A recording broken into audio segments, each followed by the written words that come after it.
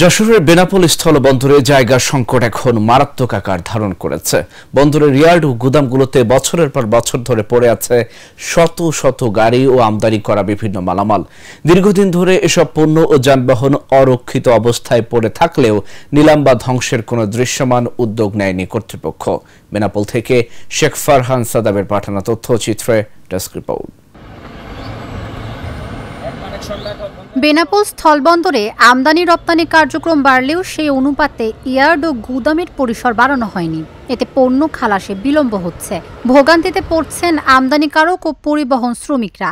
বিশেষ করে বন্দর এলাকার প্রধান সড়ক ও প্রবেশপথে সারিবদ্ধভাবে পড়ে থাকা গাড়িগুলোর কারণে প্রতিনিয়ত সৃষ্টি হচ্ছে যানজট। ব্যবসায়ীরা বলছেন, বছরের পর বছর পড়ে থাকা গাড়ি ও মালামাল দ্রুত নিলামে তোলা হলে জায়গা সংকট কিছুটা হলেও কমবে, পাশাপাশি বন্দরের কার্যক্রম আরও গতিশীল হবে। বন্দরে 10-15 বছর আগের আর কি অসাধারণকৃত মালগুলো পড়ে রয়েছে বিভিন্ন কোম্পানির। এই মালগুলো নিলে কাস্টমার নিলাম করতেছে না, ইম্পোর্টারও নিতেছে না। এবং এই ক্ষেত্রে মালগুলো যদি সরকার নিলাম ব্যবস্থা করে, তার সরকার অবশ্যই ইনকাম হবে। বন্দরে পরিষ্কার, বন্দরের জায়গা অনেক, বন্দরের জায়গা মাল রাখতে পারবে। বন্দরে সাম্প্রতিককালে আমরা দেখেছি যে বিপুল পরিমাণ টাটা নিলয় কোম্পানির ট্রাক চ্যাসিস পড়ে আছে এবং এগুলো প্রায় 4-5 বছর ধরে পড়ে আছে। এগুলো নিলামযোগ্য পণ্য।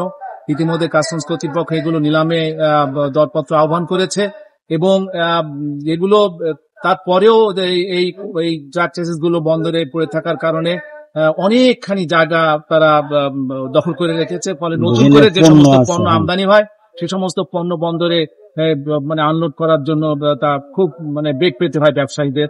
বেনাপোল বন্দর দেশের সর্ববৃহৎ স্থল বন্দর। প্রতিদিন এই বন্দর দিয়ে শত শত ট্রাকে করে পণ্য আসে যায়, কিন্তু পর্যাপ্ত জায়গা না থাকায় গুরুত্বপূর্ণ এই বন্দর এখন স্থবির হয়ে পড়েছে।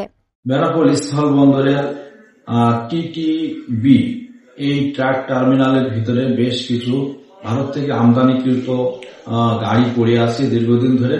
এই গাড়িগুলো কাস্টমস কর্তৃপক্ষ এবং বন্দর কর্তৃপক্ষ যৌথ উদ্যোগ নিয়ে যদি নিলামে বিক্রি করে দেয় তাহলে সরকার বেশ কিছু টাকা রাজস্ব আয় পায়। কিন্তু গাড়িগুলো কোটি টাকার গাড়ি ধুলোয় নষ্ট হয়ে যাচ্ছে। এগুলো নিলামে বিক্রি হচ্ছে না, আবার আমদানিকারক সেও ছাড় করাচ্ছে না। এই গাড়িগুলো সব রোদ বৃষ্টিতে নষ্ট হচ্ছে।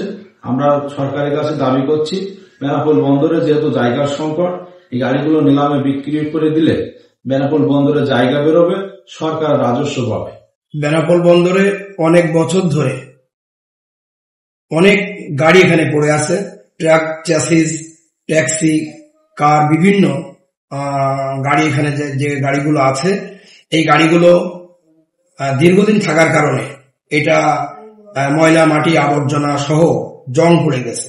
তো আসলে গাড়িগুলা রাজস্ব আদায় করে এখান থেকে খালাস প্রক্রিয়া যে আমদানিকারকগুলো মাল ইম্পোর্ট করেছেন তারা না নেওয়ার কারণে ওই অবস্থায় পড়ে আছে। সুতরাং এই মালগুলা অনতিবিলম্বে কাস্টমস কর্তৃপক্ষ যদি নিলাম করে দেয় সেক্ষেত্রে কিছু রাজস্ব আসবে, সরকারের রাজস্ব আসবে সেখান থেকে। সেক্ষেত্রে আমাদের ব্যবসায়ীদের দাবি যে এই গাড়িগুলা যদি এখান থেকে অকশনের মাধ্যমে অপসারণ করা হয় সেক্ষেত্রে বন্দরের জায়গাও কিছু হবে, ওপেন হবে। দীর্ঘদিন ধরে পড়ে থাকা পণ্য ও গাড়িগুলোর তালিকা করা হয়েছে। আইনি প্রক্রিয়া শেষে ধাপে ধাপে নিলামের প্রস্তুতি চলছে। স্ক্র্যাপ সহ বিভিন্ন অনেক আগের যে গাড়ি যেগুলো স্থানীয় নষ্ট হয়ে গেছে, এমন কিছু মালামালও রয়েছে যেগুলোকে অপসারণের জন্য আমরা ইতিমধ্যে কাস্টমস বিভাগকে চিঠি দিয়েছি এবং কাস্টমস সে বিষয়ে নিলাম সহ প্রয়োজনীয় সকল ব্যবস্থা গ্রহণ করবে।